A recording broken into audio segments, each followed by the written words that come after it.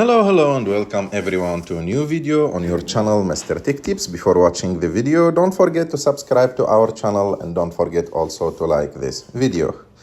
In today's video, I will show you how to turn off background app refresh with iOS 26.